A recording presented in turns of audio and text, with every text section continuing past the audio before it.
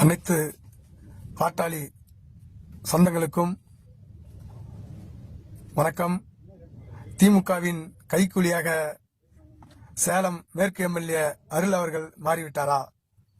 ஏனென்றால் இன்றைக்கு பாட்டாளி மக்கள் கட்சியில் நடக்கின்ற பிரச்சனைகளுக்கு முக்கியமான காரணம் அருள் அவர்களாக கூட இருக்கலாம்.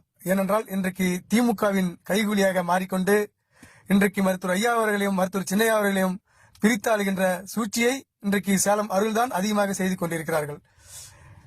எதற்காக அவர் இப்படி செய்து கொண்டிருக்கிறார்? கடந்த சட்டமன்ற தேர்தலில் 23 தொகுதிகள் பாட்டாளி மக்கள் கட்சி பெற்று நிற்கின்ற போது சேலம் தொகுதியில் அதிகமாக சூறாவளி சுற்றுப்பயணம் செய்து அருள் அவர்களை வெற்றி பெற செய்ய வைத்ததுதான் மருத்துவர் அன்புமணி ராமதாஸ் அவர்களின் தவறா என்று நாம் இன்றைக்கு சிந்திக்க வேண்டிய சூழ்நிலை உருவாக்கின்றது. மருத்துவர் ஐயா அவர்களையும் மருத்துவர் சின்னையா அவர்களையும் பிரிக்கின்ற சூழ்ச்சியை திமுகவிடத்திலே கையூட்டை பெற்றுக்கொண்டு அந்த வேலையை செய்து கொண்டிருக்கிறார்கள் என்று நாம் சிந்தித்து பார்க்க வேண்டும். எதற்கு இந்த வேலையை அருள் செய்கிறார்? அவருக்கு என்ன பிரச்சனை இருக்கின்றது? சின்னையா தெளிவான விளக்கத்தை கொடுத்திருக்கிறார். அந்த விளக்கத்தை தெரிந்து கொண்டு இன்றைக்கு கட்சியில் இருக்கின்ற அடிமட்ட தொண்டன் வரை இன்றைக்கு சின்னையா பக்கம்தான் நிற்கிறார்கள். தமிழகத்தில் இருக்கின்ற ஒட்டுமொத்த வன்னியர்களும் ஐயாவை இன்றைக்கு கடவுளாக நினைக்கிறார்கள். ஆனா ஐயாவுக்கு பிறகு அந்த சமுதாயத்தை பாதுகாக்கின்ற ஒரு தலைவன் யார் என்று கேட்டால் அது மருத்துவர் சின்னையா அவர்கள் தான்.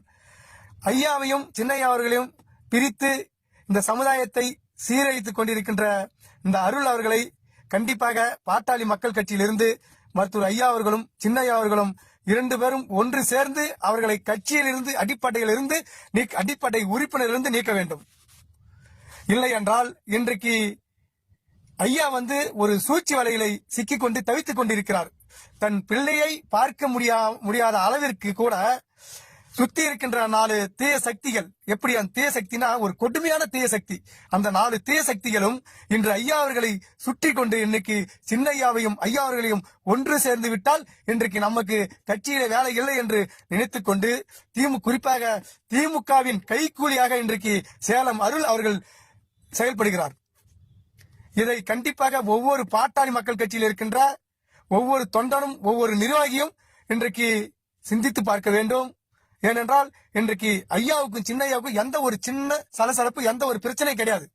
ஆனா ஐயா கிட்ட இருக்கின்ற இவங்க சொல்றாங்க சின்னையா கிட்ட இருக்கிறவங்க தான் சின்னையாவை சொல்லி கொடுத்து கெடுக்கிறாங்கன்னு. அதுல எதுவுமே கிடையாது.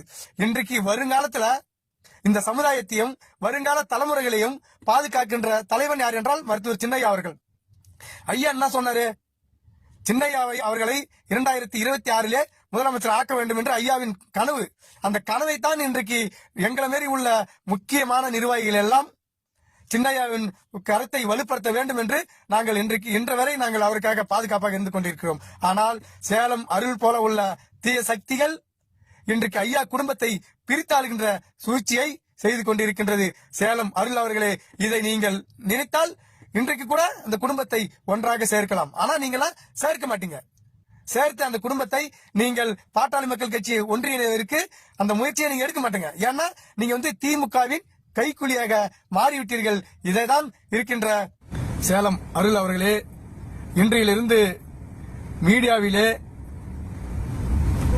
ஊடகத்திலேயே, சமூக வலைதளங்களிலோ மருத்துவர் சின்னையா அவர்களை நீங்கள் விமர்சனம் செய்வதும் அவர் மீது பல பழிகள் சுமத்துவதையும் கண்டிப்பாக நிறுத்திக் கொள்ள வேண்டும் என்று உங்களை அன்புடன் நாங்கள் கேட்டுக்கொள்ளப்படுகிறோம்.